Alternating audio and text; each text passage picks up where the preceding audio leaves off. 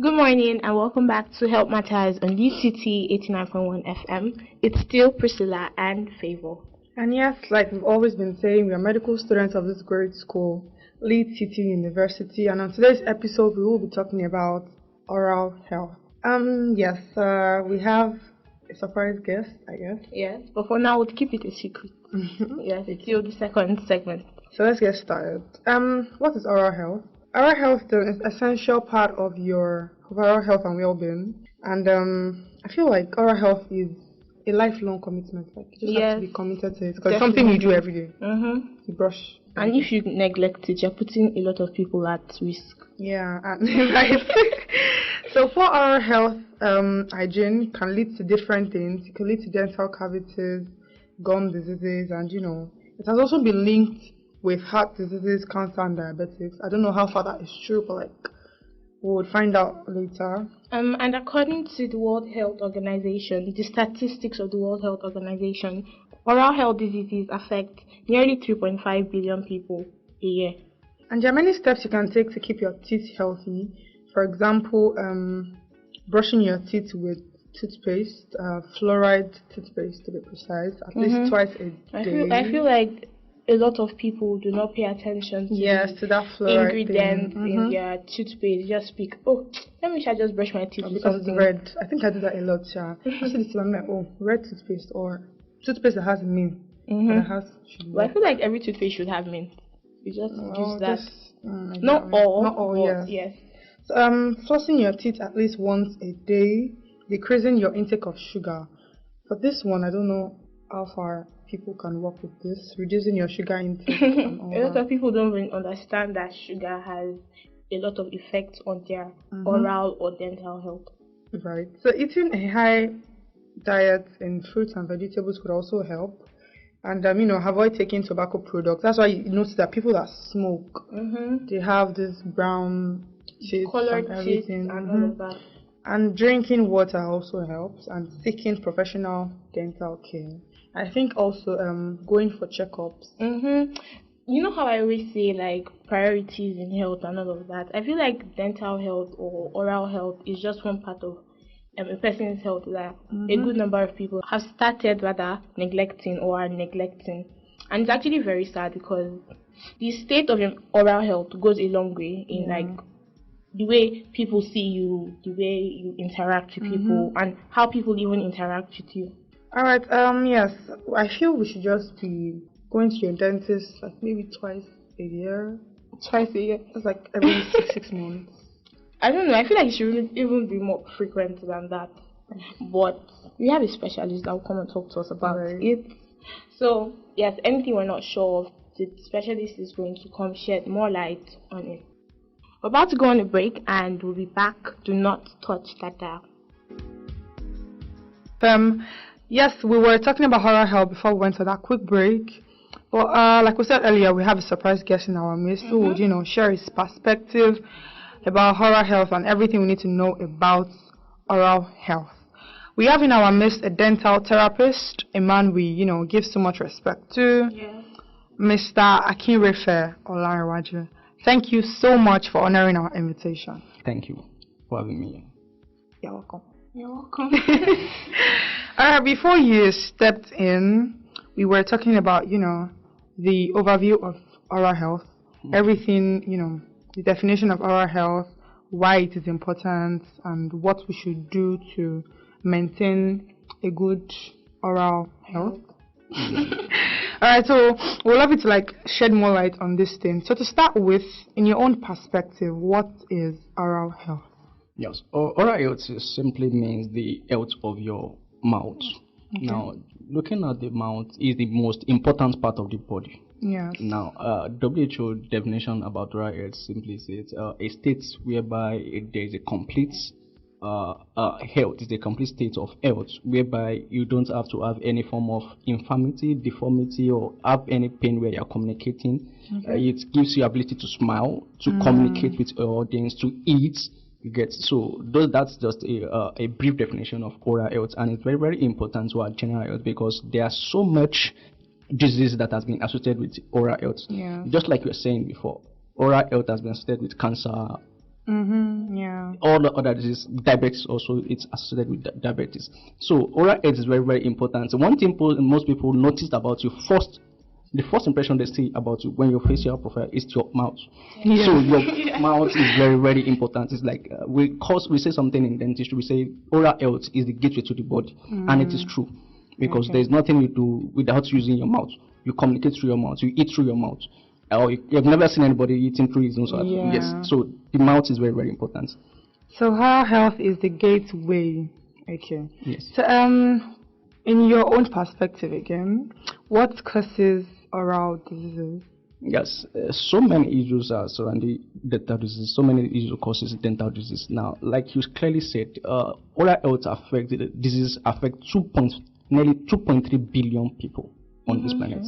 Yes, and what's the population of the whole world? We're about 7 billion people. So you see where it's very important for people to take care of their oral health. Now, there are two commonest oral diseases that we always know, which is dental caries and the periodontal disease. Can you come again with that?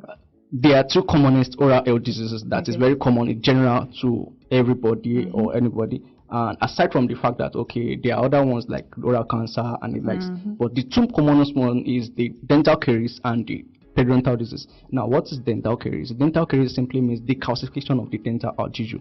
If you are looking at the structure of the tooth, now you have like some layers which covers the tooth. Now, the one we are seeing here, the obvious one everybody is seeing, that's the hardest tissue. Is the other part of the tooth, which is the enamel. Now, the one that is behind it is the dentin. It's sensitive, it's yellowish in color. Yes. Then we have the layer, the pulp, also, which is the sensitive part of the tooth, the life center of the tooth. Anything that affects that, that's when you see from people feeling pain, they're having pain. You get. So now, periodontal disease has to do with the disease of the periodontal or tissues surrounding the gum, like the gum, the periodontal. So because the tissues, they are the one holding the tooth in place. Also, there are a lot of things that can affect them. Now, consuming a lot of foods that are high in sugary foods, like carbonated drinks, taking of donuts and the like junky foods like that. So those foods, they have the effect on the oral cavity. Now, what happens is that in our mouth, naturally, there are bacteria that are occurring in our mouth. Everybody has their own bacteria in their mouth. Everybody has them. We have billions of them in the mouth. Now, what happens is that we always come up for the fact that everybody should brush their mouth morning and night before they go. Very, very important. But if you don't brush at night before you go to bed at night, what happens is that those bacteria, they act on those leftover foods. And so when they are acting on those leftover foods, what they are doing, just like an human being, you go out daily, you bath, you eat, you defecate, you do all those things. So those bacteria also, they do all those things in the mouth. Now, what they now do is that they produce what we call acid. That acid is one that is destroying the tooth structure gradually. It destroys the enamel. From the enamel, it gets to the dentin. From the dentin, now it gets to the pulp. That is when it's not bearable again. When it gets to the pulp, it's not bearable. But when it's still on the enamel, there's still solution to that. You can go to the dental clinic and they can fill it for you. When it's still on the dentin also, there's still possibility for treatments for that. You can fill it up. But when it gets to the pulp, which is the life center of the tooth, that is where the danger is. The person won't be, he or she won't have, will be having sleepless night rather. That person will have sleepless nights, and definitely that will lead to pains, discomfort, and headache, and the likes. So that is very, very important for people to brush twice daily. Aside from brushing twice daily, it's important also to go to the dental clinic twice in a year, every 6 months. And if you have any issue, don't wait till it gets to the later stage. Yes, it's very, very important. Go straight to the dental clinic. That's the ideal place or the right place to go for. Right? And don't be seeking your friend's opinion. Oh, probably your friend has had dental pain before. I said, she used paracetamol, she used one thing. I said, what did you use that time? She gives you that. Your pain threshold is different from your own friend's pain threshold. You understand? So people need to seek the right knowledge, go to the right place for medical attention. Okay, so you said something about people having their own bacteria in their mouth, obviously. So in a situation where a person or two people decide to exchange these bacteria, knowingly or unknowingly, during the act of kissing, can it lead to oral health problems or diseases? And like if yes, what kind of oral health diseases can it lead to? Yes, it can lead to and it cannot lead to. Now, one thing about the bacteria in the mouth is that when you're exchanging bacteria, the immunity of that person, is it low or is it high? If the immunity of that person is very low, definitely that person can get an infection. It could be predator infection, it could be other infection in the body.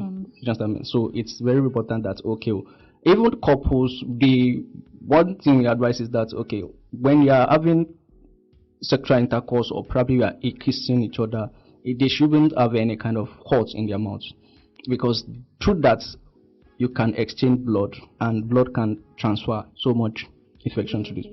Okay, so it is important to know who you're kissing. Definitely. And to check for cuts or even infections in the person you are having any form of intercourse with. Yeah. Definitely.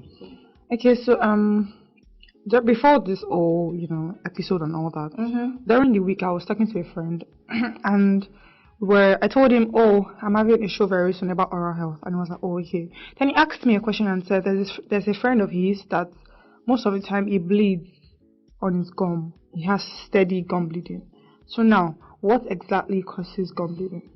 Now, when I talked earlier about two commonest oral diseases, I talked about dental caries and periodontal disease. Now, someone that is having consistent blood bleeding from the gum, it could be as a result of periodontal disease. Now, in the sense that whereby the gum is inflamed, there is what we call gingivitis, that is inflammation of the gum.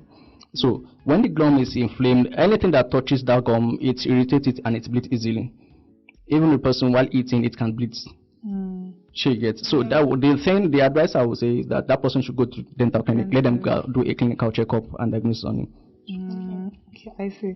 So personally, this is coming from me. I've been meaning to. I told Priscilla today that I think I want to go to I don't know what they used to do, but like a clinic, like dental clinic. But I want to do teeth whitening. Now, is it hygienic? Is it proper? And does it have any side effect?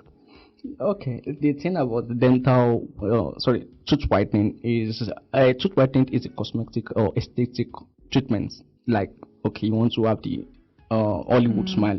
Yeah. So it's good, and at the same time it's not good. Now when you go to the right channel to seek that, to do that, it's good. But when you go to the wrong channel, it's very, very bad. Now, wrong channel in the sense that probably you're buying the over the counter product and you're applying it yourself without following the right instructions. But when you go to the dental clinic, it's properly applied to there and it's activated with the light that is being used to activate it. So that is good. Oh, that reminds me. There was a time when an online store was doing a sales, and they were doing a sales on this teeth whitening product, and it was like 2.5 or 2.3 thereabout, and I'm like, so someone buys this and decides to use it, and like in the long run, whether it happens now or it happens later, there will definitely be side effects, because you're getting a teeth whitening product for 2K. Something wrong. Funny how I feel that self-medication comes into this oral health. Yeah. Because most people now are just self-medicating on like this tooth whitening of a thing. You just go to any store, get a whitening product that you don't know where it is from, and instead of whitening your tooth, it will decay. So that's why I say know what is best for you, just like he has said, because what is good for the goose might not be good for the gander. Yes. Abhishek, that's what you say. So moving on, what are the early signs of dental trouble? What are the signs that I can say that I have a dental disease? Okay, the early signs of dental problem or dental issues, talking about dental caries, is sensitivity, discomfort. Okay. Whenever you eat anything, you feel discomfort. Not so does not dance discomfort. You feel that sensation that will ring in your brains that something is happening here. Okay. But some people, depending on someone's brain threshold, also some people might just be able to absorb pain more than the other person. But some people immediately they have that sensitivity. They don't feel comfortable. So the best thing is go to the dental clinic, let them check it up. If it's something that can be rectified immediately, it will be rectified immediately. And if it's something that will need take longer, they will tell you there. So the early signs of dental issues is that sensitivity, pain, and discomfort. Okay. Finally, I think I will just ask this, and after everything we've been saying, that oral health is this and that, it causes this and that, and what is like the prevention? Like, what can we use to prevent this whole thing? Okay, to prevent any form of dental issues or dental diseases, number one thing is now first thing first, brush twice daily. And when you are brushing twice daily, don't go for any kind of any paste. You have to stick the one that has fluoride in it, because the fluoride is the active ingredient in all toothpaste, and it's very important. So you go for fluoride toothpaste. Now number two is visit your dental clinic twice in a year. Every 6 months. If you have any issue before the 6 months, go there to see them. Also, desist from consuming highly flavored foods like or carbonated, all these carbonated drinks, sugary foods, and the likes.